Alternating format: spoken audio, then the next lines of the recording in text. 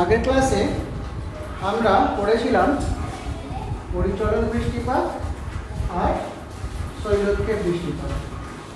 আজকের ক্লাসে আমরা দেখব ঘূর্ণি বৃষ্টি। চেষ্টা করবো এই চ্যাপ্টারটা আজকে শেষ করার জন্য। আজকে সবার আগে আমরা কি দেখব? ঘূর্ণি বৃষ্টি। বলে ভালো করে কাকে বলবো ঘূর্ণি বৃষ্টি, কভাবে ঘূর্ণিবাত সৃষ্টি হয় আর তার বৃষ্টিপাতের ধরনটা কেমন হয়, মানে একটু আলাদা। দুটো বলবো মেনলি এখানে আমরা।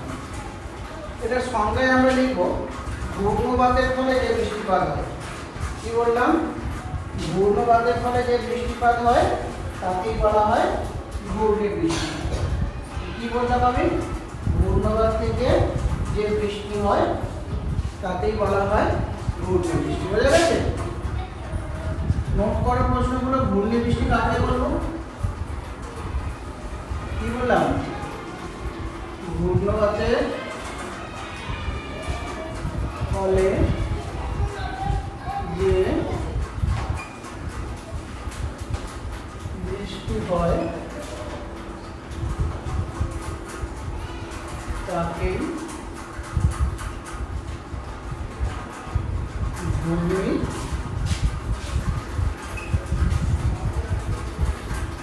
বৃষ্টি বলে। এইটুকুটা বোঝা হবে। শোনো মন দিয়ে, হ্যাঁ? সব প্রশ্ন আমি পড়াবো, একদম ইজি করে দেবো। তাহলে আমার কথা একটু মন দিয়ে শোনার চেষ্টা করো। আর যেগুলো নোট করার মনে হবে নিজেরাই বুঝতে পারবে। একটু মন দিয়ে শোনো, ক্লাস করলেই বুঝতে পেরে যাবে কোনটা প্রশ্ন করছে, কেন, কাকে বলে। যখন এই প্রশ্নগুলো করি তার মানে কি দাঁড়ায়? ওটাই প্রশ্ন, তাই তো? তাহলে ঘূর্ণি বৃষ্টি কাকে বলবো? ঘূর্ণবাতের ফলে যে বৃষ্টিপাতটা ঘটে তাকেই আমরা বলে থাকি ঘূর্ণি বৃষ্টি। এখন ঘূর্ণবাত কাকে বলবো? সৃষ্টির প্রক্রিয়া অনুযায়ী ঘূর্ণবাত হচ্ছে দু রকমের। কি বললাম? সৃষ্টির প্রকৃতি অনুযায়ী ঘূর্ণবাত কয় রকমের? তাহলে এখান থেকে প্রশ্ন কি আসতে পারে? ঘূর্ণবাত কয় প্রকার ও কি কি? বুঝতে পারছো? প্রশ্নগুলো অন্তত খাতায় নোট করো। ঘূর্ণবাত কয় প্রকার ও কি কি? দেখো, ঘূর্ণবাত হচ্ছে দু প্রকার। একটা হচ্ছে ক্রান্তীয় ঘূর্ণবাত আর একটা হচ্ছে নাতিশীতোষ্ণ ঘূর্ণবাত।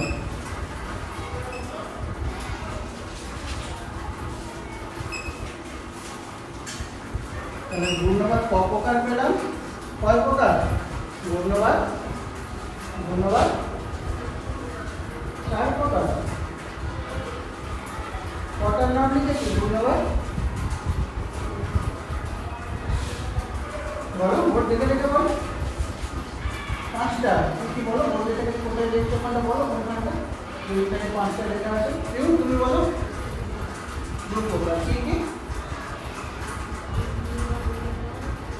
ক্রান্তীয় ঘূর্ণবাত আর নাতিশীতোষ্ণ ঘূর্ণবাত। পাঁচটা কোথায় থেকে পেলে? তুমি কোথায় পড়লে পাঁচটা? ঘূর্ণবাত কয় প্রকার পেলাম? ঘূর্ণবাত দুই প্রকার। কি কি? একটা হচ্ছে ক্রান্তীয় ঘূর্ণবাত আর একটা নাতিশীতোষ্ণ ঘূর্ণবাত।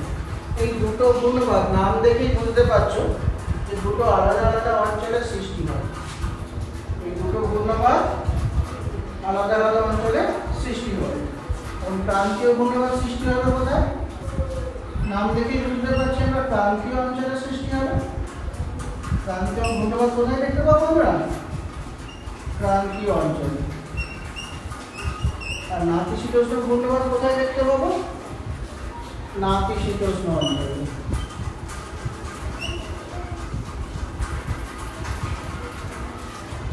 ঘূর্ণবাত কয় প্রকার পেলাম? দুই প্রকার।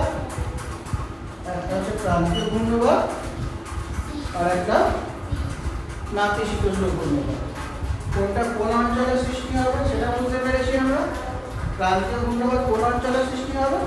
ক্রান্তীয় অঞ্চলে। প্রশ্ন বুঝতে পারছো? ক্রান্তীয় ঘূর্ণবাত কোন অঞ্চলে দেখা যাবে? ক্রান্তীয় অঞ্চল। উত্তর কি? ক্রান্তীয় অঞ্চলে। প্রশ্নের উত্তরগুলো বোঝা যাচ্ছে তো? নোট করছো তো? ক্রান্তীয় ঘূর্ণবাত কোন অঞ্চলে দেখা যাবে? ক্রান্তীয় অঞ্চলে। আর নাতিশীতোষ্ণ ঘূর্ণবাত কোন অঞ্চলে দেখতে পাবো? নাতিশীতোষ্ণ অঞ্চল। ক্লিয়ার হয়েছে? তিনটে চারটে কোর্সের এখান থেকে এর মধ্যে আমরা পড়ে ফেললাম। প্রথম পড়েছিলাম আমরা ঘূর্ণি বৃষ্টি কাকে বলে, ঘূর্ণবাতের ফলে যে বৃষ্টির সৃষ্টি হয় তাকে বলি ঘূর্ণি বৃষ্টি। ঘূর্ণবাত কয় প্রকার? ঘূর্ণবাত প্রশ্ন লিখেছো, ঘূর্ণবাত কয় প্রকার ও কি কি? এটা হয়েছে ঘূর্ণবাত কয় প্রকার ও কি কি? কোথায় লিখবে তুমি ঘূর্ণবাত কয় প্রকার ও কি কি? বুঝতে পারো ওখানে কি করবে? ঘূর্ণবাত কয় প্রকার ও কি কি? নোট করো, প্রশ্নগুলো নোট করো। ঘূর্ণবাত কয় প্রকার ও কি কি? তাহলে আমরা ঘূর্ণবাত ক রকমের দেখলাম? ঘূর্ণবাত দু রকমের। কি কি দু রকমের? একটা ক্রান্তীয় ঘূর্ণবাত, যেটা ক্রান্তীয় অঞ্চলে দেখা যায়, আর একটা নাতিশীতোষ্ণ ঘূর্ণবাত, যেটা নাতিশীতোষ্ণ অঞ্চলে দেখা যায়। এবার আগে আমরা দেখব ক্রান্তীয় ঘূর্ণবাত কোথায় সৃষ্টি হয় তো পড়লাম, কেন সৃষ্টি হয় আর তার কি কি বৈশিষ্ট্য আমরা লক্ষ্য করতে পারি। ঠিক আছে, কি দেখবো? কোন ঘূর্ণবাত দেখবো বললাম? কোন ঘূর্ণবাত সম্পর্কে পড়বো? ক্রান্তীয় ঘূর্ণবাত।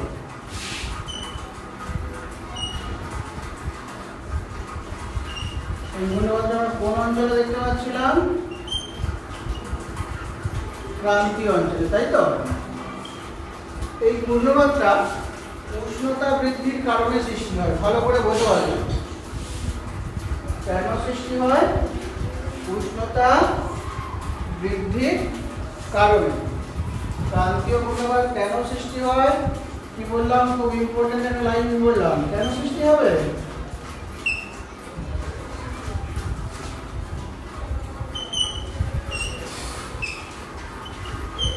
উষ্ণতা বৃদ্ধির কারণে সৃষ্টি হয়। কিভাবে উষ্ণতা বৃদ্ধির কারণে সৃষ্টি হয়? শোনো মন দিয়ে, কেন উষ্ণতা বৃদ্ধি মানে উষ্ণতা বেড়ে গেলে ক্রান্তীয় ঘূর্ণবাত কেন সৃষ্টি হবে? কোনো একটা জায়গায় যদি উষ্ণতা বেড়ে যায় তাহলে সেখানকার বায়ু কি হবে? গরম হবে না ঠান্ডা হবে? উষ্ণতা বাড়লে বায়ু কি হবে বলো? বায়ু গরম হবে। বায়ু যদি গরম হয়, হালকা হয়, তাহলে সেখানে কোন চাপের সৃষ্টি হবে? আগে তো চাপ বলাই করেছি। বায়ু যদি উষ্ণ হয়, হালকা হয়, তাহলে সেখানে কি সৃষ্টি হবে? সেখানে নিম্নচাপের সৃষ্টি হবে। তাহলে প্রথমে কি দেখলাম? সেখানে অবশ্যই উষ্ণতা বেশি হতে হবে আর সেখানে নিম্নচাপের সৃষ্টি হবে। কি সৃষ্টি হতে হবে? নিম্নচাপের সৃষ্টি হবে। তো সেখানে যদি নিম্নচাপের সৃষ্টি হয় তাহলে কোনো একটা অঞ্চল নিশ্চয়ই আবার এমন থাকবে যেখানে ঠান্ডা অঞ্চল, তাই তো? সেখানে থাকবে উচ্চচাপ। উচ্চচাপ অঞ্চল থেকে বায়ু ঘূর্ণবাতের দিকে নিম্নচাপের দিকে প্রবাহিত হবে। এবার দেখো বোর্ডের দিকে দেখো, এটা মনে করো তোমাদের গ্রাম, এই জায়গাটা, এই জায়গা কি বললাম? আমাদের গ্রাম। এই জায়গা আমাদের গ্রাম। জায়গাটা কেমন? খুব গরম হয়ে পড়েছে। তার মানে গ্রীষ্মকাল ধরো, খুব গরম। তাহলে এখানে কোন চাপের সৃষ্টি হবে? এখানে সৃষ্টি হবে নিম্নচাপ। কোনো জায়গায় যদি গরম হয়ে যায় সেখানে কোন চাপের সৃষ্টি হবে? নিম্নচাপ। তাহলে এই জায়গায় কোন চাপের সৃষ্টি হলো? নিম্নচাপ। কেন? এখানে গরম নেই। এটা আমাদের গ্রাম, ঠিক আছে? এটা মনে করো আমাদের মামার বাড়ির গ্রাম, ঠিক আছে? আর এটা নাম দিয়ে দিলাম আমি বি। বি জায়গা আমাদের মামা বাড়ির গ্রাম। এটা ঠান্ডা জায়গা, এটা গরম নয়।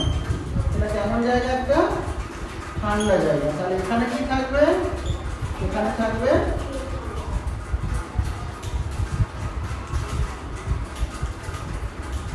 এখানে কোন চাপের সৃষ্টি হবে? উচ্চচাপ। তাহলে কোনো জায়গায় যদি ঠান্ডা হয় কোন চাপের সৃষ্টি হয়? উচ্চচাপ।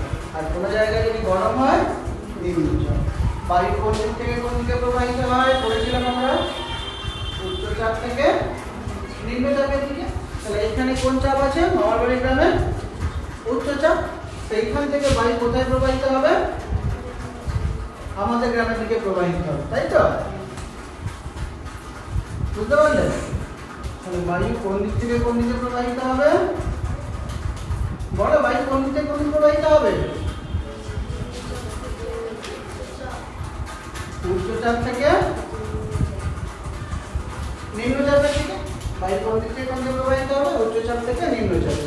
তাহলে এখানে কি দেখলাম, কোনো একটা জায়গা খুব গরম হয়ে পড়েছে, ফলে সেখানে নিম্নচাপের সৃষ্টি হয়েছে। তাহলে তার আশেপাশের যে ঠান্ডা যে জায়গাগুলো রয়েছে সেখানে উচ্চচাপ আছে। সেই উচ্চচাপ অঞ্চল থেকে বায়ু কোন দিকে যাচ্ছে? নিম্নচাপ অঞ্চলের দিকে। কেমন ভাবে যাবে? এই শব্দটা মাথায় রাখো। কেমন ভাবে যাবে? ঘুরতে ঘুরতে। বুঝে গেল? কেমন ভাবে প্রবাহিত হবে? ঘুরতে ঘুরতে প্রবাহিত হবে। বুঝে গেল? আর এই কেন্দ্রমুখী বায়ুটাকেই বলা হয় ঘূর্ণবাত। বুঝতে পারলে? এই কেন্দ্রমুখী বায়ুটাকেই বলা হয় ঘূর্ণবাত বা ক্রান্তীয় ঘূর্ণবাত। কি বললাম? বায়ু কেমন ভাবে যাবে? বলো কেমন ভাবে প্রবাহিত হবে?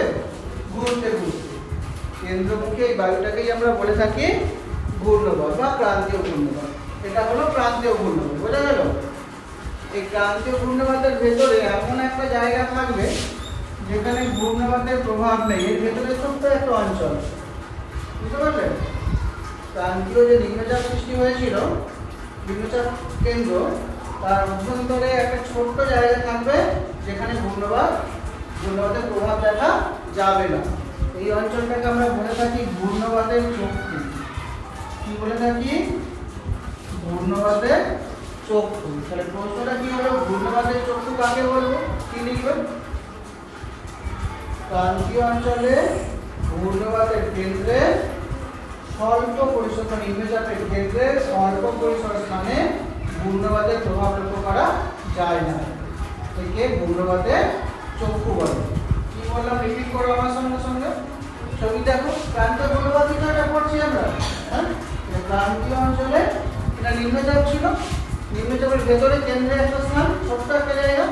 এটা বড় একটা গ্রাম ছিল, গ্রামের মধ্যে ধরে একটা পাড়া, তাই তো? ছোট্ট একটা জায়গা। এই জায়গাটাতে ঘূর্ণবাতের প্রভাব দেখা যাবে না। এই অঞ্চলটাকে বলা হয় ঘূর্ণবাতের চক্ষু। তাহলে কাকে বলবো ঘূর্ণবাতের চক্ষু? বলো আমার সঙ্গে সঙ্গে। এবার কি বললাম? ক্রান্তীয় ঘূর্ণবাতের কেন্দ্রে যে ছোট জায়গায় ঘূর্ণবাতের প্রভাব দেখা যায় না, তাকে কি বলি? তাকে বলি ঘূর্ণবাতের চক্ষু। নোট করো প্রশ্নটা। ক্রান্তীয় ঘূর্ণবাত কাকে বলবো আর ঘূর্ণবাতের চক্ষু কি?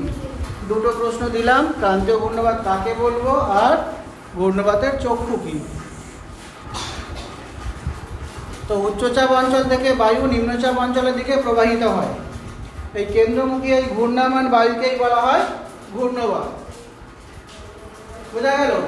ক্রান্তীয় অঞ্চলে কোনো জায়গায় যদি গরম হয়ে পড়ে তাহলে সেখানে নিম্নচাপের সৃষ্টি হবে। সেই নিম্নচাপ পূরণ করার জন্য পার্শ্ববর্তী উচ্চচাপ অঞ্চল থেকে বায়ু ঘুরতে ঘুরতে নিম্নচাপ অঞ্চলের দিকে প্রবাহিত হবে। কেন্দ্রমুখী এই ঘূর্ণায়মান বায়ুটাকেই আমরা বলে থাকি ঘূর্ণবাত। বোঝা গেল? তো এই ঘূর্ণবাত, ক্রান্তীয় ঘূর্ণবাত ক্রান্তীয় অঞ্চলে সৃষ্টি হবে স্বাভাবিকভাবেই। আর এই ঘূর্ণবাতের অর্থাৎ এই নিম্নচাপ কেন্দ্রের ভেতরে একটা ছোট জায়গা যেখানে ঘূর্ণবাতের প্রভাব লক্ষ্য করা যাবে না, তাকে আমরা বলে থাকি ঘূর্ণবাতের চক্ষু। এই ছোট জায়গা যাকে কেন্দ্র করে ঘূর্ণবাত আবর্তিত হবে, যেখানে ঘূর্ণবাতের প্রভাব থাকবে না, অর্থাৎ সেই জায়গায় ঝড় বৃষ্টি ঘটবে না, সেই অঞ্চলটাকে বলা হয় ঘূর্ণবাতের চক্ষু। এই পর্যন্ত হলো। এবার ঘূর্ণবাতের কিছু বৈশিষ্ট্য দেখি। ঘূর্ণচাপের বায়ু তাহলে উচ্চচাপ থেকে নিম্নচাপের দিকে প্রবাহিত হবে। ঘূর্ণবাতের বায়ুর গতিবেগও অনেক বেশি হবে। ক্রান্তীয় ঘূর্ণবাতের বায়ুর গতিবেগও অনেক বেশি হবে। ক্রান্তীয় ঘূর্ণবাত পৃথিবীর বিভিন্ন অঞ্চলে বিভিন্ন নামে পরিচিত। ক্রান্তীয় ঘূর্ণবাত কি বললাম? ক্রান্তীয় ঘূর্ণবাত পৃথিবীর বিভিন্ন অঞ্চলে বিভিন্ন নামে পরিচিত। যেমন যদি আমরা অস্ট্রেলিয়াতে দেখি তাহলে তার নাম হবে উইলি উইলি। যদি আমরা ক্যারিবিয়ান সাগর দেখি, ক্যারিবিয়ান সাগরে তার নাম হবে হ্যারিকেন। যদি চীন জাপান সাগর দেখি তাহলে তার নাম হবে টাইফুন। যদি মেক্সিকো উপসাগর দেখি তাহলে তার নাম হয়ে যাবে টর্নেডো। এই টর্নেডোটাই আমেরিকা যুক্তরাষ্ট্রের টুইস্টার নামে পরিচিত। আবার যদি বঙ্গোপসাগর দেখি বা আরব সাগর দেখি তাহলে সেখানে সেগুলোকে বলা হয় সাইক্লোন। তাহলে আমরা শিখলাম ক্রান্তীয় ঘূর্ণবাত পৃথিবীর বিভিন্ন অঞ্চলে বিভিন্ন নামে পরিচিত। বোঝা গেল? অস্ট্রেলিয়াতে পরিচিত উইলি উইলি। এখন লিখে দিচ্ছি অস্ট্রেলিয়াতে উইলি উইলি। ক্রান্তীয় ঘূর্ণবাত অস্ট্রেলিয়াতে উইলি উইলি নামে পরিচিত।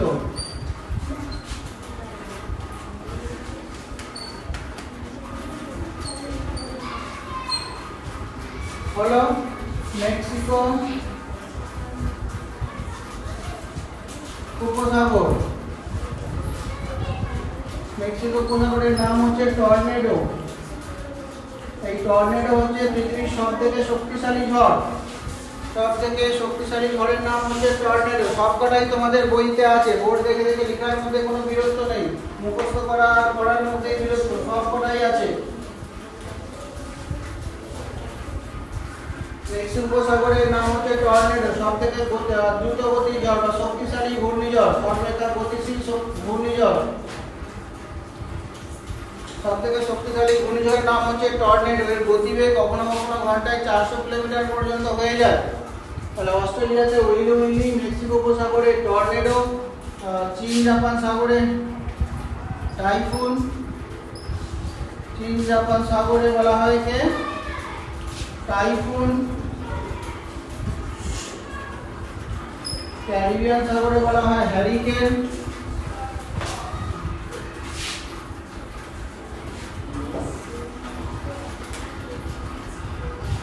ক্যারিবিয়ান সাগরে ক্রান্তীয় ঘূর্ণিবাতের নাম হচ্ছে হ্যারিকেন। আর আমাদের বঙ্গোপসাগর আর আরব সাগরে বলা হয় সাইক্লোন। বঙ্গোপসাগর,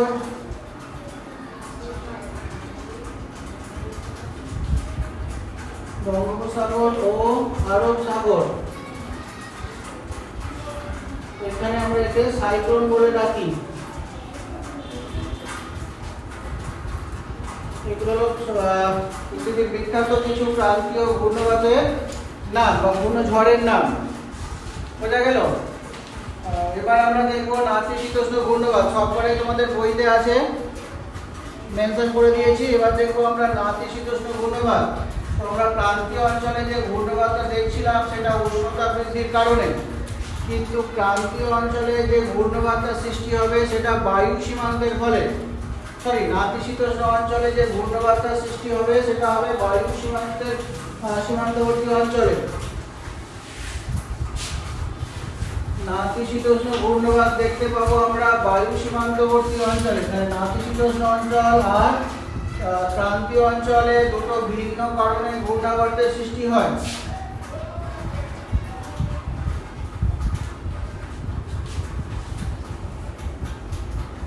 নাতিশীতোষ্ণ অঞ্চলে ঘূর্ণিবাত সৃষ্টির কারণ হচ্ছে বায়ু সীমান্ত।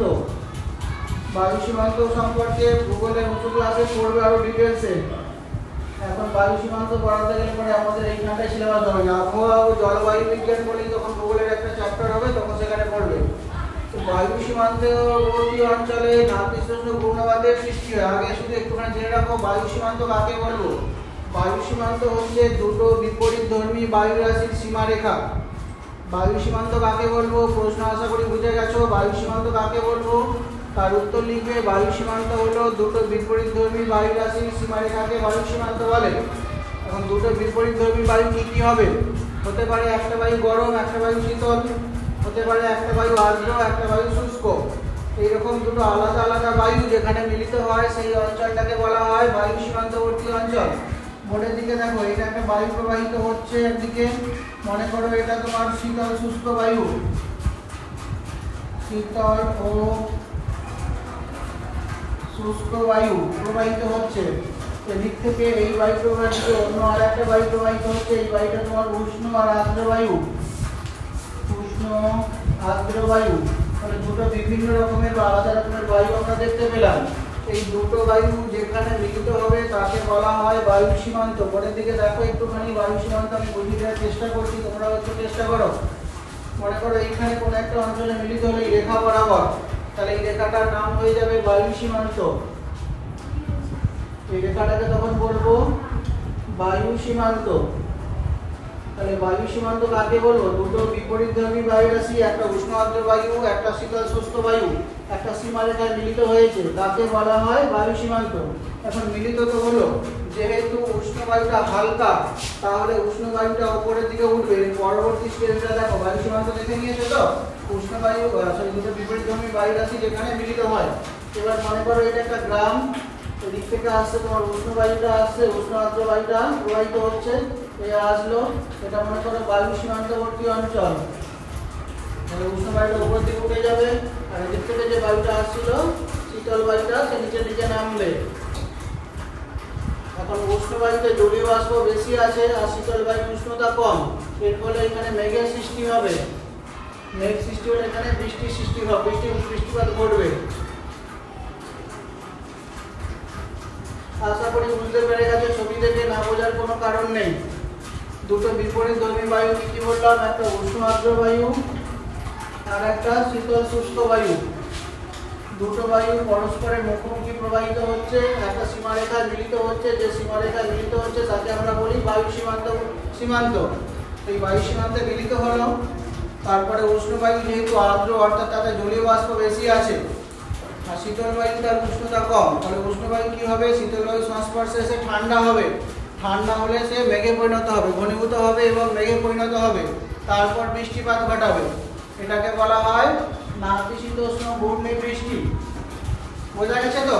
দুটো বিপরীতধর্মী বায়ুর নামও আশা করি তোমরা বোর্ডে দেখতে পেয়েছো, একটা বায়ুর নাম উষ্ণ আর্দ্র বায়ু আর একটা হচ্ছে শীতল শুষ্ক বায়ু, যেখানে মিলিত হচ্ছে তাকে আমরা বলি বায়ু সীমান্ত। এই বায়ু সীমান্ত মিলিত হলো, উষ্ণ বায়ুটা শীতল বায়ুর সংস্পর্শে এসে শীতল হয়ে ঘনীভূত হয়ে মেঘে পরিণত হবে এবং সেখানে থাকা জলীয় বাষ্প দ্বারা বৃষ্টিপাত ঘটাবে। বোঝা গেল? এটা হচ্ছে নাতিশীতোষ্ণ ঘূর্ণবাত।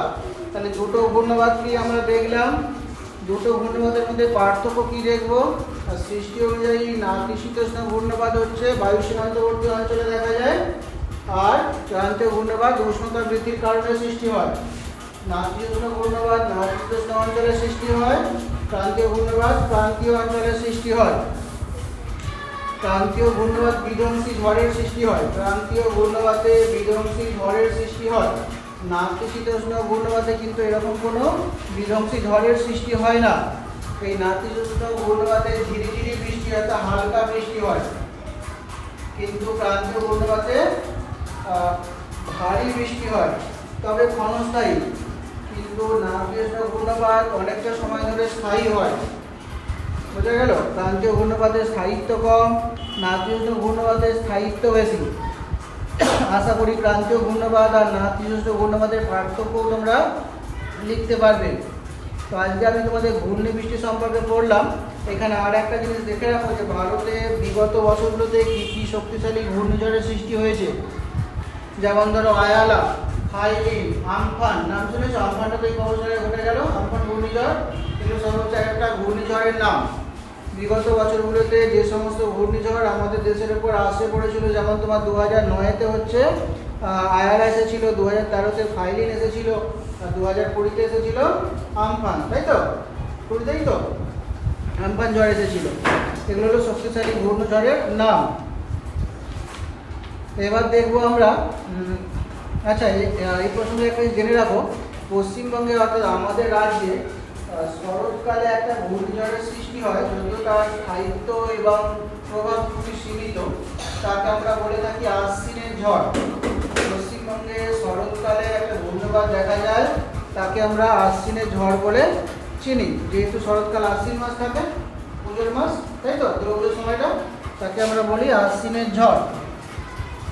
এবার আমরা দেখবো, এতক্ষণ আমরা তোমার পদ্ধতি অনুসারে বৃষ্টিপাতের প্রকার পড়ছিলাম, তাই তো? এবার আমরা দেখব জলকণার আকার অনুযায়ী বৃষ্টিপাত কয় প্রকার, অর্থাৎ বৃষ্টি জলের ফোঁটাটা বড় নাকি ছোট, শুধুই বৃষ্টি পড়ছে নাকি তার সঙ্গে বরফ পড়ছে, এই অনুযায়ী ভাগ দেখব। এই অনুযায়ী মোটামুটি বৃষ্টিপাত 3 প্রকার বা কোনো কোনো বইতে 4 প্রকারও পাবে। জেনে রাখো কী কী ঘটছে, কী এগুলো হচ্ছে গুঁড়ি গুঁড়ি বৃষ্টি। যখন বৃষ্টির জলের কণার আকার 5 মিলিমিটারেরও কম হয়, 0.5 মিলিমিটারেরও কম হয়, বুঝতে পারছো, তখন তাকে বলা হয় গুঁড়ি গুঁড়ি বৃষ্টি। তাহলে গুঁড়ি গুঁড়ি বৃষ্টি কাকে বলবো? প্রশ্ন বুঝেছো আশা করি, নোটও করতে পারবে আর লিখতেও পারবে বলে আমার বিশ্বাস। গুঁড়ি বৃষ্টি গুঁড়ি গুঁড়ি বৃষ্টি কাকে বলবো? জলকণার আকার অনুযায়ী বৃষ্টির শ্রেণীবিভাগ কি, এটা জলকণার আকার অনুযায়ী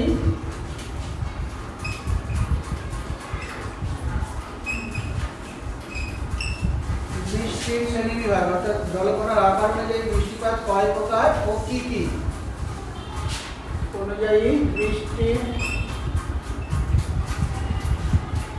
শ্রেণীবিভাগ। প্রথমে হচ্ছে তোমার গুঁড়ি গুঁড়ি বৃষ্টি। কাকে বলবো গুঁড়ি গুঁড়ি বৃষ্টি? যখন জলকণার আকার অর্থাৎ যে বৃষ্টি যে ফোঁটাটা পড়ে তার আকার যখন 0.5 মিলিমিটারের মতো বা তারও কম হয়, মিলিমিটার বা তার কম যদি হয়, বৃষ্টির জলে যে ফোঁটাটা আমাদের গায়ে পড়ে বা মাঠে পড়ে বা পুকুরে পড়ে যেখানেই পড়ে না কেন, সেই কোনাটার আকার যখন 0.5 মিলিমিটারের কম হবে তখন তাকে বলা হয় গুঁড়ি গুঁড়ি বৃষ্টি। বোঝা গেল? যখন জল পড়ে, কখনো কখনো বরফও পড়ে না, ঠিক আছে? বরফ পড়ছে বৃষ্টিপাতের সঙ্গে, তাহলে জলকণাও পড়ছে আবার বরফ কণাও পড়ছে, তখন তাকে বলা হয় স্লিট। কি বলি তাকে? স্লিট। তাহলে স্লিট কাকে বলবো? স্লিটে কি কি থাকবে? জলকণাও থাকবে, তার সাথে আর কি পড়বে? বরফ কণা, দুটোই একসাথে ঝরে পড়বে, তখন তাকে বলি আমরা স্লিট। বোঝা গেল? যখন জলকণাও পড়বে আর তার সাথে বরফ কণাও থাকবে তখন তাকে বলি আমরা স্লিট। আর যখন বড় বড় কণা অনেক বেশি থাকে, বরফের কণার আকার বড় হবে এবং তার পরিমাণটাও বেশি হবে, ডেনসিটিটাও বেশি হবে, তখন তাকে বলা হয় শিলাবৃষ্টি। বুঝতে পারছো? বড় বড় বরফের টুকরো পড়বে, বজ্র বিদ্যুৎ সহ বৃষ্টিপাত হবে, তখন তাকে আমরা বলি স্লিট, তখন তাকে বলি তোমার শিলাবৃষ্টি। তখন তাকে বলি শিলাবৃষ্টি। তাহলে শিলাবৃষ্টি আর স্লিটের মধ্যে পার্থক্য কি? স্লিটেও বরফ কণা থাকবে কিন্তু বরফ কণার আকারগুলো ছোট ছোট হবে। যখন পড়ছে উপর থেকে তখন সাধারণত বরফ থাকবে, তবে ভূপৃষ্ঠে পৌঁছাবার আগেই অনেক সময় এগুলো আবার তোমার জলকণায় পরিণত হয়ে যায়।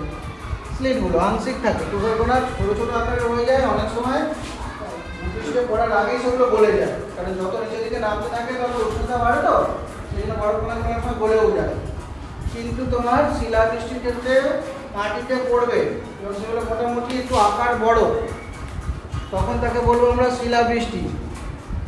আর যখন শুধুমাত্র বরফই পড়তে থাকবে, হালকা স্তর ভেজা তুলোর মতো, গায়ে লাগবে না, গায়ে পড়লেও বুঝতে পারবো না যে আমার গায়ে বরফ পড়ছে, দেখেছো এরকম ছবিতে, সিনেমাতে, টিভিতে, ভিডিওতে, তখন তাকে বলি আমরা তুষারপাত।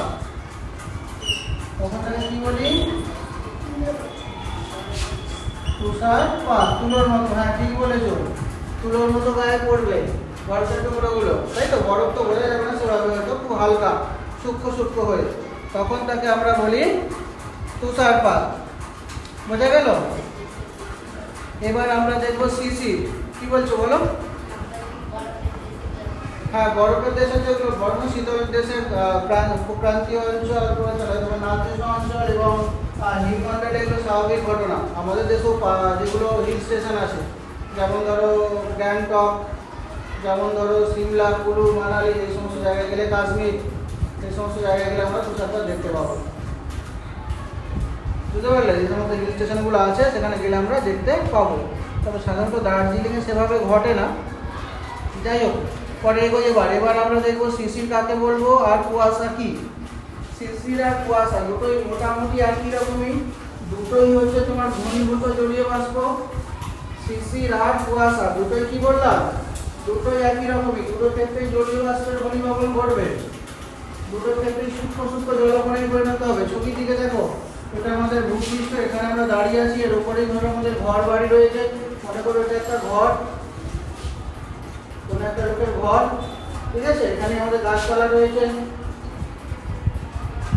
বুঝতে পারলে? এখানে আমাদের রয়েছে গাছপালা রয়েছে, এখানে আমাদের কল্পনা করো এখানে গাছপালা রয়েছে, এটা আমাদের ভূপৃষ্ঠ।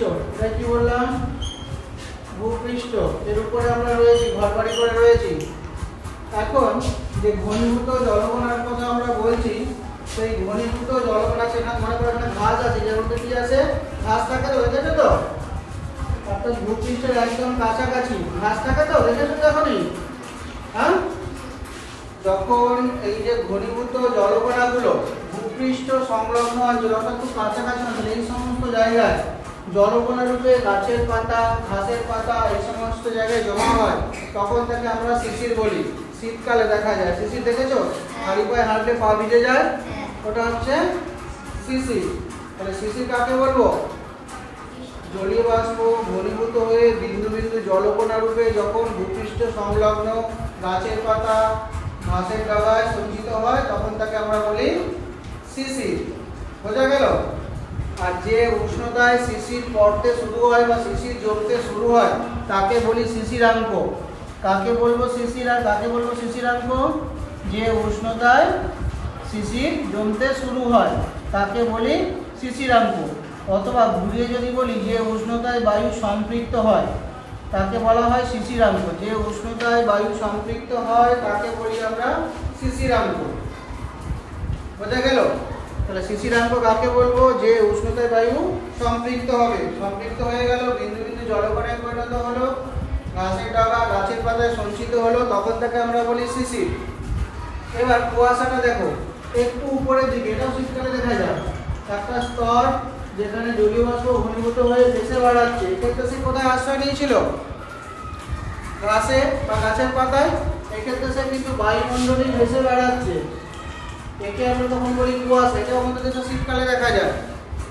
দেখা যায় কুয়াশা। কুয়াশা হলে অসুবিধা কি? দূরের জিনিসকে আমরা দেখতে পাই না, অর্থাৎ ভিজিবিলিটি কমে যায়, তাই তো? দেখতে পাই না দূরের জিনিস। তখন যদি দূরে গাড়ি চালায় কি করবে? অ্যাক্সিডেন্ট করে যেতে পারে। তাহলে কুয়াশা টুয়াশা যখন থাকে তখন গাড়িটাকে একটু সাবধানে চালাতে হয়, সতর্ক হয়ে যাবে তোমরাও। তো এই বায়ুতে ভাসমান যে জলকণা, ঘনীভূত জলকণা, তাকেই আমরা বলি কুয়াশা। আমাদের দেশে শীতকালে দেখা যায়, পুকুরের উপরে সাধারণত দেখা যায়, মাঠে এই সমস্ত একটু বেশি দেখা যায়। বুঝতে পারলে? যখনই সূর্যের আলো পড়তে শুরু হলো, কুয়াশা অদৃশ্য হয়ে যায়, শিশিরও অদৃশ্য হয়ে যায়, তাই তো? কুয়াশা শিশির দুটোই অদৃশ্য হয়ে যায়। আর একটু জেনে রাখো যে কখন শিশির পড়বে। শিশির তখনই পড়বে যখন বাতাসে জলীয় বাষ্পের পরিমাণ একটু বেশি থাকবে এবং আকাশকে হতে হবে মেঘ মুক্ত। কেন? মেঘ থাকলে কি হবে? অসুবিধা কি? মেঘ থাকলে শিশির ভালো হয় না। কেন? কারণ মেঘ হচ্ছে তাপ বিকিরণে বাধা সৃষ্টি করে। যে তাপটা দিনের বেলা পৃথিবীতে আসছে, রাত্রেবেলা সেই তাপটা আবার ফিরে যায়, মহাকাশে ফিরে যায়। এখন মেঘ যদি সৃষ্টি হয়ে যায় তাহলে তাপটা আর ফিরে যেতে পারবে না। ফলে তাপ বাড়লো কি বাড়লো না? তাপ বেড়ে যাবে, ফলে শিশির সৃষ্টি হবে না। বোঝা গেল? শিশির কুয়াশা কোনোটারই সৃষ্টি হবে না। তাহলে যদি আকাশে মেঘ না থাকে তাহলে কিন্তু কুয়াশা এবং শিশির দুটোই ভালোভাবে দেখা যাবে বা সৃষ্টি হবে। তাহলে উত্তরে কি লিখবে? শিশির যেমন শর্ত যদি আসে কি লিখবে? 1 নম্বর হচ্ছে বাতাসে জলীয় বাষ্পের পরিমাণ বেশি থাকতে হবে, আর 2 নম্বর হচ্ছে আর কি হতে হবে? আকাশে মেঘ থাকা যাবে না।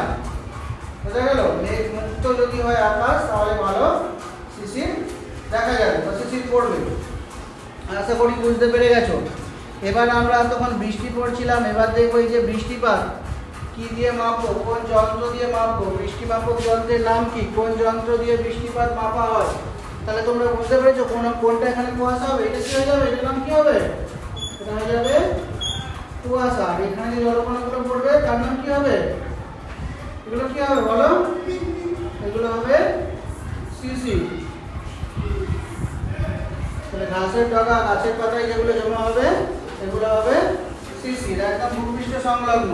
আর একটু উপরের দিকে ভেসে বেড়াচ্ছে যেগুলো, সেগুলো হচ্ছে কুয়াশা। দুটোই জলীয় বাষ্পের ঘনীভবনের ফলে সৃষ্টি হবে। সূক্ষ্ম সূক্ষ্ম জলকণায় পরিণত হবে, এত সূক্ষ্ম যে যারা বাতাসে ভেসে বেড়াতে পারবে।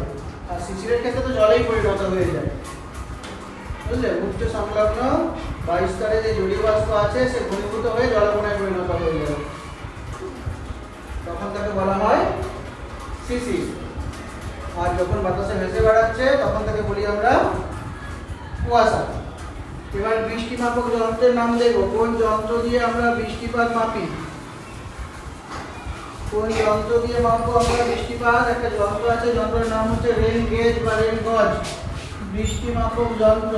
অনেক সময় টিভিতে তোমরা খবর শুনে থাকবে যে আজকে ধরো বললো 100 মিলিমিটার বৃষ্টি হয়েছে, মাপলো কি দিয়ে? কোন যন্ত্র দিয়ে মাপলো? প্রশ্ন হচ্ছে বৃষ্টিপাত কোন যন্ত্র দিয়ে মাপা হয়? বৃষ্টিপাত কোন যন্ত্র দিয়ে মাপা হয়? তাহলে বৃষ্টিপাত মাপা যন্ত্রের নাম কি? এভাবে প্রশ্ন আসতে পারে। বৃষ্টিপাত যন্ত্রের নাম কি হবে? কি বললাম? বৃষ্টিপাত কোন যন্ত্র দিয়ে মাপা একবার বলে দিয়েছি অলরেডি। রেন, হ্যাঁ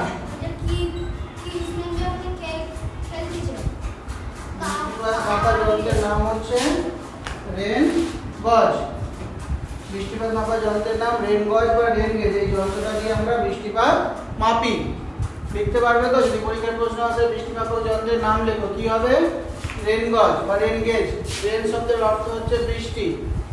এই যন্ত্রটা দিয়ে আমরা বৃষ্টিপাতকে মেপে থাকি, তাই এই যন্ত্রের নাম রেন গেজ। এবার আমরা দেখব সমবৃষ্টিপাত রেখা।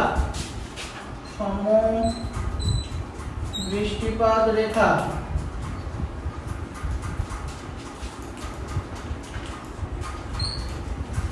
সমবৃষ্টিপাত রেখা কাকে বলবো? ধরো কোনো একটা সময় আমি কিছু গ্রামকে দেখাচ্ছি, এগুলো ভালো করে দেখো। একটা গ্রাম নামও দিয়ে দিচ্ছি, এগুলো সব ধরো এক একটা গ্রামের নাম।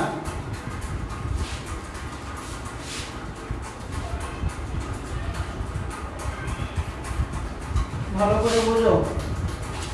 কিছু গ্রাম, ছোট ছোট জায়গা আমি দেখেছি, তার নামও দিয়েছি, এগুলো সব গ্রামের নাম।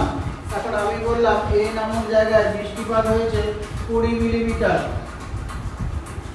ডিতে বৃষ্টিপাত হয়েছে 10 মিলিমিটার, বিতে বৃষ্টিপাত হয়েছে 30 মিলিমিটার, জেডে বৃষ্টি হয়েছে 20 মিলিমিটার, এইচে বৃষ্টি হয়েছে 20 মিলিমিটার, সিতে বৃষ্টি হয়েছে 15 মিলিমিটার। বুঝতে পারছো?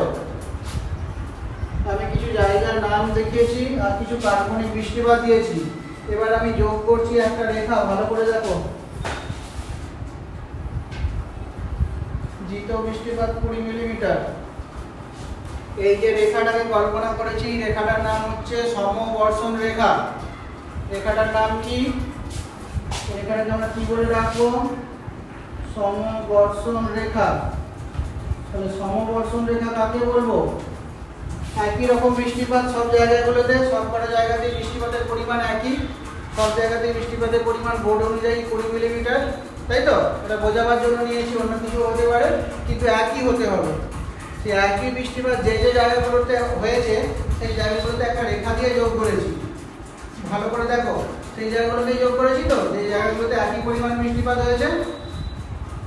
বোর্ড থেকে বোঝা গেছে তো? এই জায়গা এখানে 20 মিলিমিটার বৃষ্টিপাত হয়েছে, জেড জায়গা এখানে 20 মিলিমিটার বৃষ্টিপাত হয়েছে, জি জায়গা এখানে 20 মিলিমিটার, এইচ এখানে 20 মিলিমিটার। অর্থাৎ সব জায়গাগুলোতে একই রকমেরই বৃষ্টিপাত হয়েছে, তাই এই জায়গাগুলোকে একটা লাইন টেনে যোগ করেছি। এই জায়গাগুলোকে কি করেছি? একটা লাইন টেনে যোগ করেছি। ওই লাইনটার নাম হচ্ছে সমবর্ষণ রেখা। অর্থাৎ যে রেখা একই রকম বৃষ্টিপাতযুক্ত স্থানগুলোকে যোগ করা হয়, যে রেখা দ্বারা একই রকম বৃষ্টিপাতযুক্ত স্থানগুলোকে যোগ করা হয় তাকে বলা হয় সমবর্ষণ রেখা। আশা করি বুঝতে পেরেছো?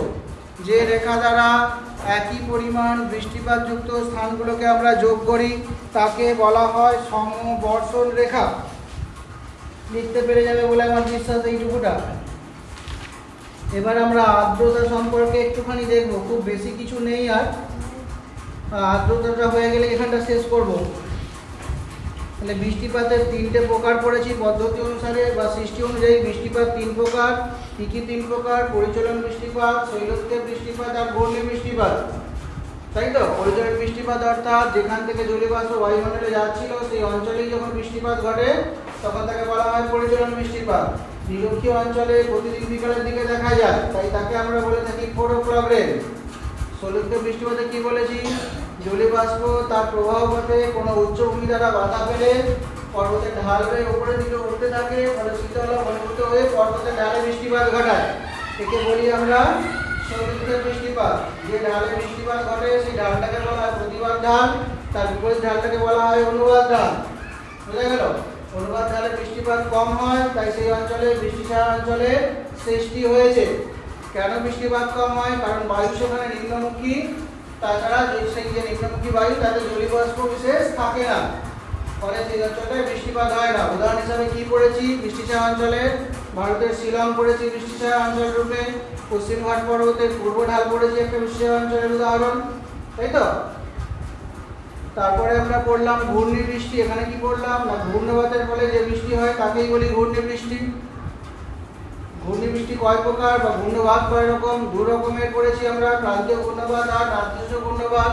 ক্রান্তীয় অঞ্চলে যে ঘূর্ণবাদের সৃষ্টি হয় তাকে ক্রান্তীয় ঘূর্ণবাদ বলি, নাতিশীতোষ্ণ অঞ্চলে যে ঘূর্ণবাদের সৃষ্টি হয় তাকে নাতিশীতোষ্ণ ঘূর্ণবাদ বলি। ক্রান্তীয় অঞ্চলে কোনো জায়গায় যদি হঠাৎ করে গরম হয়ে পড়ে তাহলে সেখানকার বায়ু গরম হয়ে যাবে, সেই গরম বায়ু উপরের দিকে উঠে যাবে, ফলে সেখানে নিম্নচাপের সৃষ্টি হবে। ওই নিম্নচাপটাকে পূরণ করার জন্য আশেপাশের উচ্চচাপ অঞ্চল থেকে বায়ু ওই নিম্নচাপ কেন্দ্রের দিকে প্রবাহিত হবে, ঘুরতে ঘুরতে প্রবাহিত হবে। কেন্দ্রমুখী এই ঘূর্ণায়মান বায়ুটাকেই আমরা বলে থাকি ঘূর্ণবাদ, বা এই ঘূর্ণবাদকেই বলা হয় ক্রান্তীয় ঘূর্ণবাদ। ক্রান্তীয় ঘূর্ণবাদের ফলে শক্তিশালী ঝড়ের সৃষ্টি হয়। ঝড়গুলোর নাম পড়েছি, যেমন অস্ট্রেলিয়াতে পড়েছি উইলি, জাপানে পড়েছি টাইফুন, জাপান চীন সাগরে টাইফুন, ক্যারিবিয়ান দ্বীপপুঞ্জে বা ক্যারিবিয়ান সাগরে যেটা সৃষ্টি হয় তার নাম হ্যারিকেন, মেক্সিকো উপসাগরে যেটা সৃষ্টি হয় তার নাম টাইফুন। এই টাইফুন ঝড়টাই আমেরিকা যুক্তরাষ্ট্রের টুইস্টার নামে পরিচিত। আরব সাগর বঙ্গোপসাগরে যেটা সৃষ্টি হয় তার নাম সাইক্লোন। এরকম সাইক্লোন আমাদের সৃষ্টি হয়েছিল 2009 সালে, যাকে আমরা আয়ারা বলি। হাইলিন সৃষ্টি হয়েছিল, আমফান সৃষ্টি হয়েছে, এগুলো তোমরা পড়বে। তারপর আমরা পড়েছি সিসি, জলীয় বাষ্প যখন ঘনীভূত হয়ে যায়, ভূপৃষ্ঠ সংলগ্ন অঞ্চলে বায়ুস্তরে থাকা জলীয় বাষ্প যখন ঘনীভূত হয়ে যায় এবং জলকণা রূপে গাছের ডালা গাছের পাতায় সঞ্চিত হয় তখন তাকে বলি সিসি। যে উষ্ণতায় সিসির সৃষ্টি হয় তাকে বলা হয় শিশিরাঙ্ক, অথবা ঘুরিয়ে বলতে পারি যে উষ্ণতায় বায়ু সম্পৃক্ত হয়ে যায় তাকে বলি শিশিরাঙ্ক। বুঝা গেল? শিশির পড়ার শর্ত কি কি, কখন শিশির পড়বে? যদি বায়ুতে জলীয় বাষ্পের পরিমাণ বেশি থাকে, আকাশ মেঘমুক্ত থাকে, তাহলে গিয়ে শিশির ভালো গড়ে উঠবে বা শিশির ভালোভাবে সৃষ্টি হবে। তারপরে পড়েছি কুয়াশা, ঘনীভূত জলীয় বাষ্প যখন বায়ুস্তরে ভেসে বেড়ায় তখন তাকে আমরা কুয়াশা বলি। কুয়াশা হলে দৃশ্যমানতা কমে যায়, তাই তো? তারপরে পড়েছি বৃষ্টিপাত কি দিয়ে মাপবো, বৃষ্টিপাত মাপি আমরা যে যন্ত্রের সাহায্যে, তার নাম কি? রেন গেজ, তাই তো? সমবৃষ্টিপাত যেটা কাকে বলবো? একই বৃষ্টিপাত যুক্ত অঞ্চলগুলোকে যে রেখা দিয়ে যোগ করা হয় তাকে বলা হয় সমবর্ষণ রেখা। তারপরে আমরা পড়েছি জলকণার আকার অনুযায়ী বৃষ্টিপাত কয় রকমের। এখানে আমরা প্রথমে পড়েছি গুঁড়ি গুঁড়ি বৃষ্টি, যখন জলকণার আকার 0.5 মিলিমিটারেরও কম হবে তখন তাকে বলা হবে গুঁড়ি গুঁড়ি বৃষ্টি। যখন বৃষ্টিপাতের সঙ্গে বরফ কণা পড়বে তখন তাকে বলা হয় স্লিপ, এক্ষেত্রে সূক্ষ্ম সূক্ষ্ম বা ছোটো ছোটো বরফ কণা। যখন বরফ কণাগুলো বড় বড় হবে এবং তার ডেনসিটি বেশি হবে তখন তাকে বলা হয় শিলাবৃষ্টি। আর যখন শুধু বরফ পড়ে হালকা তুলোর মতো তখন তাকে বলা হয় তুষারপাত। ভারতের তোমার হিল স্টেশনগুলোতে আমরা তুষারপাত দেখতে পাবো। এই পর্যন্ত আমরা পড়েছি। এবার আমরা দেখবো একটুখানি আর্দ্রতা, শেষ করবো চ্যাপ্টারটা। এবার আমরা দেখবো কি আর্দ্রতা। আর্দ্রতা জানতে গেলে আরো দুটো তিনটে জিনিস দেখতে হবে আমাদেরকে, সেগুলো ওই ক্লাসে আমি শেষ করবো। আর্দ্রতা কাকে বলবো, বায়ুর আর্দ্রতা কাকে বলে? খুব সোজা প্রশ্ন এবং খুব ভালো প্রশ্ন, এটা আগে বুঝে নাও। বায়ুর আর্দ্রতা কাকে বলবো? বায়ুর আর্দ্রতা বলতে বায়ুতে থাকা জলীয় বাষ্পের পরিমাণকে বোঝানো হয়। কাকে বলবো বায়ুর আর্দ্রতা? বায়ুর আর্দ্রতা হলো বায়ুতে উপস্থিত জলীয় বাষ্পের পরিমাণ। এই বায়ুতে উপস্থিত জলীয় বাষ্পের পরিমাণকেই বলা হয় বায়ুর আর্দ্রতা। বোঝা গেল? বায়ুর আর্দ্রতা কাকে বলবো? কি লিখে উত্তর? বায়ুর আর্দ্রতা বলতে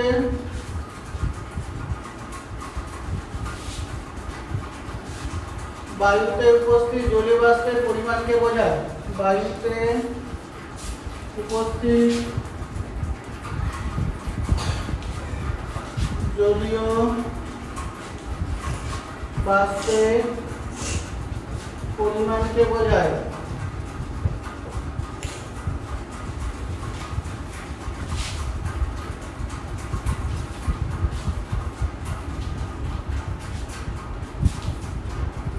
বোঝা গেল? বাতাসে যদি জলীয় বাষ্পের পরিমাণ বেশি থাকে তাহলে বায়ু আর্দ্র হবে, যদি জলীয় বাষ্পের পরিমাণ কম থাকে তাহলে বায়ু শুষ্ক হবে। বায়ু যদি আর্দ্র হয় তবেই বৃষ্টিপাত হবে, শুষ্ক বায়ুতে বৃষ্টিপাত হয় না। এই বেসিক জিনিসগুলো মাথায় ঢোকাও।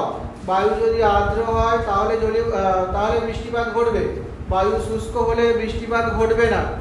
বায়ুতে যদি জলীয় বাষ্প বেশি থাকে তাহলে বায়ু আর্দ্র হবে, জলীয় বাষ্প কম থাকলে বায়ু শুষ্ক হবে। তাহলে শুষ্ক বায়ু কাকে বলবো? যখন বাতাসে জলীয় বাষ্পের পরিমাণ কম সেই বায়ুটা হয়ে যাবে শুষ্ক বায়ু।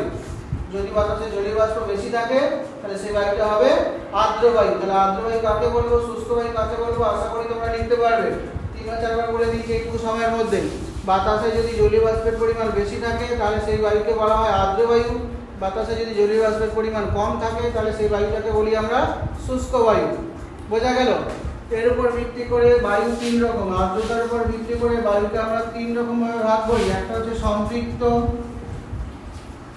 আর্দ্রতার উপর ভিত্তি করে বায়ু তিন রকমের, সম্পৃক্ত, অসম্পৃক্ত আর অতিপৃক্ত। সম্পৃক্ত, অসম্পৃক্ত আর অতিপৃক্ত। সম্পৃক্ত বায়ু কাকে বলবো? সম্পৃক্ত বায়ু অর্থাৎ যে বায়ুতে জলীয় বাষ্পের পরিমাণ 100%। একটু সহজ উদাহরণ দিই, মনে করো তোমাকে 100 গ্রামের চালের ভাত দেওয়া হলো, আর এই চালের ভাতটা তুমি পুরোটাই খেয়ে নিতে পারলে, এর ফলে তোমার পেট পুরোপুরি ভরে গেল। ঠিক আছে? ওর থেকে যদি একটুখানি বেশি ভাত দেওয়া হতো তুমি খেতে পারতে না, বা একটু যদি কম ভাত দেওয়া হতো তাহলেও তোমার পেট ভরতো না। তার মানেটা কি? ঠিক যতখানি তোমার দরকার তোমাকে ততখানিটাই দেওয়া হয়েছে। মাথায় ঢুকছে? তেমনি বায়ুরও জলীয় বাষ্প ধরে রাখার একটা ক্ষমতা আছে, সে যতখানি ধরে রাখতে পারবে তাকে ততটাই দেওয়া হয়েছে। তখন সেই বায়ুটা হয়ে যাবে সম্পৃক্ত। অর্থাৎ বাতাসে জলীয় বাষ্পের পরিমাণ যদি বায়ু ধারণ ক্ষমতার সমান হয়, এটা সবসময় 100% হবে, তখন তাকে বলা হবে সম্পৃক্ত বায়ু। যদি কম হয় তাহলে অসম্পৃক্ত। ওই যে বললাম যে তোমার 100 গ্রাম চালের ভাত দরকার, আমি তোমাকে দিয়েছি 50 গ্রাম চালের ভাত, তাহলে কি তোমার পেট ভরবে? পেট ভরবে না। অর্থাৎ এই বায়ু আরও চায়, বোঝা গেল, আরও জলীয় বাষ্প নিতে চায়। অর্থাৎ বায়ুতে জলীয় বাষ্পের পরিমাণ তাহলে তার যতটা দরকার তার থেকে কম আছে। তাহলে বায়ুতে যদি জলীয় বাষ্পের পরিমাণ তার ধারণ ক্ষমতার থেকে কম হয় তখন তাকে বলা হয় অসম্পৃক্ত বায়ু। এই ঠিক উল্টোটাই হয়ে গেল অতিপৃক্ত। তোমাকে দিয়ে দিলাম আমি 150 গ্রাম চালের ভাত, তোমার দরকার ছিল 100 গ্রামের, তাহলে বাকি 50 গ্রাম তোমার পেট তো ধরে রাখতে পারবে না। তখন কি করবে? কোথাও না কোথাও দিয়ে বেরোবে। কোথাও দিয়ে বেরোতে পারে, হয় মুখ দিয়ে বমির মাধ্যমে অথবা পায়খানার মাধ্যমে, তাকে তোমার পেট ধরে রাখতে পারবে না, বেরোবে। ঠিক সেই রকমই এরও ধরে রাখার ক্ষমতা, মনে করো 100 গ্রামের ছিল, তাকে আমি 150 গ্রাম জলীয় বাষ্প দিয়েছি, সেও ঝরে যাবে, বৃষ্টির রূপে ঝরে পড়বে বা তুষারপাত ঘটবে, ও ধরে রাখতে পারবে না। তাহলে বাতাসে যদি জলীয় বাষ্পের পরিমাণ বেশি থাকে, তার ধারণ ক্ষমতার থেকে বেশি হয়, তখন তাকে আমরা বলি অতিপৃক্ত বায়ু। যখন সমান থাকে 100% থাকে, অর্থাৎ যতটাই দরকার ততটাই আছে, তখন তাকে বলা হয় সম্পৃক্ত। যতখানি তার ধরে রাখার ক্ষমতা তার থেকে যদি কম থাকে তাহলে সেটা অসম্পৃক্ত। আর ধারণ ক্ষমতার থেকে যদি তাকে বেশি দিয়ে দেওয়া হয়, বা যদি জলীয় বাষ্পের পরিমাণ বেশি হয় ধারণ ক্ষমতার থেকে বেশি, তাহলে সেটা হবে অতিপৃক্ত বায়ু। আশা করি আর্দ্রতার উপর ভিত্তি করে বায়ু তিন রকমের, এটা তোমরা বুঝতে পেরেছো। আর্দ্রতার উপর ভিত্তি করে আমরা বায়ুকে কটা ভাগে ভাগ করলাম? তিনটে ভাগে। কি কি তিনটে ভাগ? সম্পৃক্ত, অসম্পৃক্ত আর অতিপৃক্ত। কোশ্চেন নোট করে নিয়েছো আশা করি, এবং লিখেও নিয়েছো, উত্তরগুলো বুঝতে পারছি তোমরা। খুব ভালো। চলো পরের চ্যাপ্টারটা পরে একটুখানি এগোই। সম্পৃক্ত, অসম্পৃক্ত আর অতিপৃক্ত তো পড়লাম। এবার আমরা দেখবো এখান থেকে আর্দ্রতা থেকে আর দুটো কোশ্চেন আছে। একটা হচ্ছে আপেক্ষিক আর্দ্রতা, আর একটা হচ্ছে চরম আর্দ্রতা। অর্থাৎ আর্দ্রতার শ্রেণীবিভাগ। আর্দ্রতার শ্রেণীবিভাগ হলো দুটো, একটা পাবো আমরা চরম আর্দ্রতা, আর একটা পাবো আপেক্ষিক আর্দ্রতা। চরম আর্দ্রতা আর একটা হচ্ছে আপেক্ষিক আর্দ্রতা। চরম আর্দ্রতা কাকে বলবো? যা পরিমাণ আছে নির্দিষ্ট উষ্ণতায় নির্দিষ্ট আয়তনের বায়ুতে যে পরিমাণ জলীয় বাষ্প আছে সেটাই হলো বায়ুর চরম আর্দ্রতা। দুটো শর্ত যোগ করলাম, একটা হচ্ছে নির্দিষ্ট উষ্ণতা আর নির্দিষ্ট আয়তন। এই শর্ত দুটো প্রত্যেকটার ক্ষেত্রে লিখতে হবে। সম্পৃক্ত, অসম্পৃক্ত, অতিপৃক্ত, তিনটে বায়ু লিখতে গেলেও লিখতে হবে, এগুলো কন্ডিশন এক হতে হবে। বুঝা গেল? তো এই ক্ষেত্রেও দেখো চরম আর্দ্রতা কাকে বলে, কি লিখবো? নির্দিষ্ট উষ্ণতায় নির্দিষ্ট আয়তনের বায়ুতে যে পরিমাণ জলীয় বাষ্প আছে সেটাই হলো ওই বায়ুর চরম আর্দ্রতা। আর আপেক্ষিক আর্দ্রতা কিছু পরিমাণ তো আছে, তাকে 100% করতে গেলে আরও তো কিছু দিতে হবে। ধরো এর 100 গ্রাম চাল দরকার ছিল, চালের ভাত দরকার ছিল, এর কাছে আছে 70 গ্রাম চাল, তাহলে আর কতখানি দিতে হবে? এটা 30 গ্রাম দিতে পারবে, তাই তো? 70 গ্রাম ছিল, তাতে আরো 30 গ্রাম দিতে হবে, তবে না স্যার 100 গ্রাম খেতে পারবে। তাহলে মিলে গেল, এটা 100% এসে গেল। এটাই হচ্ছে তোমার আপেক্ষিক আর্দ্রতা, অর্থাৎ যতখানি আছে আর যতখানি সে নিতে পারবে, এই দুটোর অনুপাত। নির্দিষ্ট উষ্ণতায় নির্দিষ্ট আয়তনের বায়ুতে যে পরিমাণ জলীয় বাষ্প আছে, ওই উষ্ণতায় ওই বায়ুকে সম্পৃক্ত করার জন্য আরও যে পরিমাণ জলীয় বাষ্পের প্রয়োজন হয়, এই দুটোর অনুপাতকে বলা হয় আপেক্ষিক আর্দ্রতা। আপেক্ষিক আর্দ্রতা শতকরা হিসাবে প্রকাশ করা হয়। এর ফর্মুলাটা তাহলে কি দাঁড়াবে? আপেক্ষিক আর্দ্রতা সমান কি লিখবো? নির্দিষ্ট উষ্ণতায় নির্দিষ্ট আয়তন প্রবাহিতে উপস্থিত জলীয় বাষ্পের পরিমাণ, তাই তো? আর প্রয়োজনীয় জলীয় বাষ্প দুটোর অনুপাত করে দেবো, দিয়ে 100 দিয়ে গুণ করে দেবো। বুঝতে পারলে? দিলে আমরা পেয়ে যাব আপেক্ষিক আর্দ্রতা। এই আপেক্ষিক আর্দ্রতা মাপার জন্য যে যন্ত্রটা আমরা ব্যবহার করি তার নাম হচ্ছে হাইগ্রোমিটার। এটা খুব ভালো প্রশ্ন। বায়ুর আর্দ্রতা কি দিয়ে মাপি? বায়ুর আর্দ্রতা মাপার যন্ত্রের নাম কি? প্রশ্ন আসতে পারে। বায়ুর আর্দ্রতা মাপার যন্ত্রের নাম লেখো। কোন যন্ত্র দিয়ে বায়ুর আর্দ্রতা মাপি? যন্ত্রের নাম হচ্ছে হাইগ্রোমিটার। এটা নিয়েছো তো? খুব ভালো। বায়ুর আর্দ্রতা মাপার যন্ত্রের নাম হলো হাইগ্রোমিটার। এই যন্ত্র দিয়ে আমরা বায়ুর আর্দ্রতা মেপে থাকি। তাহলে আমরা দেখলাম আর্দ্রতা দেখলাম, তাই তো? এবারে আমরা এখান থেকে দেখবো একটুখানি, সেটা হচ্ছে কতগুলো বিশেষ অবস্থা জলীয় বাষ্প কী কী অবস্থার মধ্যে দিয়ে বা জল কী কী অবস্থার মধ্যে দিয়ে পরিবর্তিত হয়। প্রথম হচ্ছে বাষ্পীভবন। কাকে বলবো বাষ্পীভবন?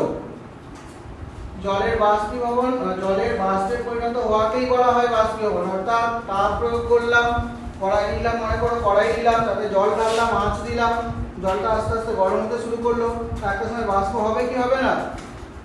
হবে তো একটা সময় বাষ্প। এই যে বাষ্প হতে শুরু করলো এটাই হচ্ছে জলের বাষ্পীভবন। আর যে উষ্ণতায় শুরু হলো তাকে বলা হয় বাষ্পীভবনাঙ্ক। অর্থাৎ যে উষ্ণতায় সে বাষ্পে পরিণত হতে শুরু করলো তাকে বলি বাষ্পীভবনাঙ্ক। বাষ্পতে পরিণত হয়ে গেল, তাহলে সব বাষ্প জল যদি সবই বাষ্প করে চলে যায় তাহলে পৃথিবীতে জল থাকবে? জল তো আর থাকবে না। তাহলে সেই বাষ্পটাকে আবার পৃথিবীতে ফিরে আসতে হবে। কিভাবে আসবে? জল রূপে আসবে, বৃষ্টিপাত রূপে আসবে, অথবা বরফ রূপে আসবে, আবার পৃথিবীতে ফিরে আসবে, তাই তো? তাহলে জলীয় বাষ্পটা কি হবে? আবার জলে পরিণত হবে। এই জলীয় বাষ্প জলে পরিণত হওয়ার জন্য জলীয় বাষ্পের ঘনীভবন হতে হয়। ঠিক আছে? তাহলে জলীয় বাষ্পের জলকণায় পরিণত হওয়াকেই বলা হয় ঘনীভবন। জলীয় বাষ্পের জলকণায় পরিণত হওয়ার ঘটনাকেই বলা হয় ঘনীভবন। এই জলীয় বাষ্প লিনতাপ ত্যাগ করে, লিনতাপ ত্যাগ করে তার ঘনীভবন ঘটে। বোঝা গেল? যে উষ্ণতায় ঘনীভবন শুরু হয় তাকে বলা হয় ঘনীভবনাঙ্ক। যে উষ্ণতায় শুরু হচ্ছে ঘনীভবনটা সেটাই হলো ঘনীভবনাঙ্ক। বোঝা গেল? তাহলে জলীয় বাষ্প যে তরলে পরিণত হয় তাকেই বলা হয় ঘনীভবন, আর যখন বাষ্প পরিণত হয় তখন তাকে বলা হয় বাষ্পীভবন। বোঝা গেল? তাহলে এই চ্যাপ্টারটা আমি পুরোটাই শেষ করলাম। কারো যদি কিছু বলার থাকে আমাকে বলতে পারো, কিছু জিজ্ঞাসা করার থাকলে পারে জিজ্ঞাসা করতে পারো। আশা করি তোমরা সবকটাই লিখে নিয়েছো এবং পরের দিনে উত্তরগুলো করতে পারবে, এতটুকু আশা তোমাদের থেকে আমি করি। শেষ করলাম ক্লাসটা এখানে। কিছু জিজ্ঞাসা করার থাকলে জিজ্ঞাসা করতে পারো আমাকে। বায়ু সীমান্ত মনে আছে? দুটো বিপরীতধর্মী বায়ুরাশি, উষ্ণ আর্দ্র আর শীতল বায়ু, উষ্ণ আর্দ্র আর শীতল শুষ্ক বায়ুরাশির সীমারেখা, তাকে বলা হয় বায়ু সীমান্ত। এই বায়ু সীমান্তবর্তী অঞ্চলে যে ঘূর্ণবাতের সৃষ্টি হয় তাকে আমরা বলে থাকি নাতিশীতোষ্ণ ঘূর্ণবাত। নাতিশীতোষ্ণ ঘূর্ণবাতে বৃষ্টিপাতের পরিমাণ একটু কম হয়, ঝিরঝিরি বৃষ্টিপাত হয়, তবে স্থায়িত্ব একটু বেশি হয়। শক্তিশালী ঝড়ের সৃষ্টি হয় না। নাতিশীতোষ্ণ ঘূর্ণবাতে শক্তিশালী ঝড়ের সৃষ্টি হয় না, আর ঘূর্ণবাতের চক্ষুটাও দেখা যায় না। কিন্তু ক্রান্তীয় ঘূর্ণবাতে নিম্নচাপের কেন্দ্রে একটা স্বল্প পরিসর স্থানে সর্বোচ্চ স্থান থাকে যাকে কেন্দ্র করে ঘূর্ণবাতটা আবর্তিত হয়, তাকে বলা হয় ঘূর্ণবাতের চক্ষু। বোঝা গেল? পার্থক্যটাও বুঝতে পেরে গেছো বলে আশা করি। লিখতেও পারবে তোমরা। শেষ করলাম ক্লাসটা। যদি কিছু জিজ্ঞাসা করার থাকে আমাকে জিজ্ঞাসা করতে পারো।